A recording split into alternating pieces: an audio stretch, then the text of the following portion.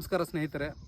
ಸಾಕಷ್ಟು ಜನ ಎಷ್ಟೇ ಹಳೆಯ ಲಕ್ಕವಾದರೂ ಕೂಡ ಕೆಲವ್ರಿಗೆ ಏನಾಗಿರುತ್ತೆ ಅಂದರೆ ಈ ಮಾತಿನ ಸಮಸ್ಯೆ ಇರುತ್ತೆ. ಜೊತೆಗೆ ಈ ಕೈಗಳೆಲ್ಲ ಈ ಮುದುಕೊಂಡು ಬಿಟ್ಟಿರ್ತವೆ. ಈಗ ಫಿಂಗರ್ ವರ್ಕ್ ಆಗೋದಿಲ್ಲ, ಕೈ ವರ್ಕ್ ಆಗೋದಿಲ್ಲ ಅಂತೆಲ್ಲ ಸಾಕಷ್ಟು ಜನ ನಮ್ಮ ಹತ್ರ ಪ್ಯಾರಾಲಿಸಿಸ್ ಟ್ರೀಟ್ಮೆಂಟ್ ಬಂದಾಗ ಹೇಳ್ತಾ ಇರ್ತಾರೆ ಸ್ನೇಹಿತರೆ.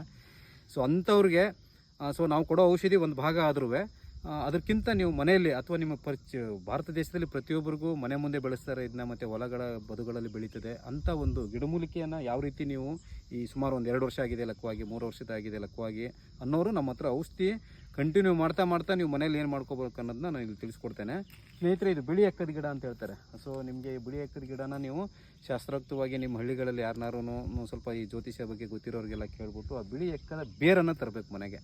ಸೊ ಆ ಬೇರನ್ನು ತಂದು ಏನು ಮಾಡಬೇಕು ಅಂದರೆ ನಿತ್ಯ ಅದಕ್ಕೆ ಎಳ್ಳೆಣ್ಣೆ ಹಾಕಿ ನಾವು ಈ ಗಂಧ ತೇಯ್ತೀವಿ ಗೊತ್ತಾ, ಆ ಸಾಣೆಕಲ್ ಮೇಲೆ ಗಂಧ ತೇಯ್ದಿರೋ ಥರ ಬಿಳಿ ಎಕ್ಕದ ಬೇರನ್ನು ತೇಯ್ದು ಎಲ್ಲಿ ಯಾವ ಕೈ ಇವತ್ತು ಸ್ವಾಧೀನ ಈ ಥರ ಬೆರಳುಗಳು ಕರೆಕ್ಟಾಗಿ ನೀಟಾಗಿ ಆಗೋದಿಲ್ಲ, ಅಲ್ಲಾಡೋದಿಲ್ಲ, ಮತ್ತು ಕೈ ಮೂಮೆಂಟ್ ಇರೋದಿಲ್ಲಲ್ವ, ಆ ಜಾಗಕ್ಕೆ ಬಿಳಿ ಎಕ್ಕದ ಬೇರನ್ನು ಎಳ್ಳೆಣ್ಣೆಯಲ್ಲಿ ಅದನ್ನು ಚೆನ್ನಾಗಿ ತೇದ್ಬಿಟ್ಟು ಆ ಜಾಗಕ್ಕೆ ಅದನ್ನ ಹಚ್ತಾ ಬಂದರೆ ಏನಾಗುತ್ತೆ, ಕೈ ನಿಧಾನವಾಗಿ ತನ್ನ ಒಂದು ಸ್ವಾಧೀನತೆಯನ್ನು ಹೆಚ್ಚಿಗೆ ಮಾಡ್ತಾ ಬರ್ತದೆ ಮತ್ತು ಸ್ಟ್ರೆಂತ್ ಆಗ್ತಾ ಬರ್ತದೆ ಸ್ನೇಹಿತರೆ.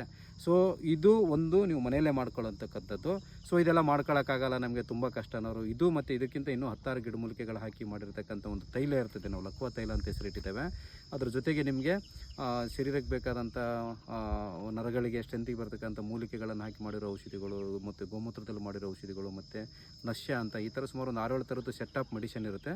ನೀವು ನೇರವಾಗಿ ಬಂದು ಅಥವಾ ಕೊರಿಯರ್ ಮುಖಾಂತರ ಔಷಧಿ ತರಿಸ್ಕೋಬೇಕಂತ ಹೇಳ್ತಾ ಈ ಒಂದು ಸಂಚಿಕೆಯನ್ನು ಇಲ್ಲಿಗೆ ಮುಗಿಸೋಣ ಸ್ನೇಹಿತರೆ. ಮುಂದಿನ ಸಂಚಿಕೆಯಲ್ಲಿ ಇದಕ್ಕಿಂತ ಉಪಯುಕ್ತವಾದ ಮಾಹಿತಿಯೊಂದಿಗೆ ಭೇಟಿಯಾಗೋಣ. ಎಲ್ಲರಿಗೂ ನಮಸ್ಕಾರ.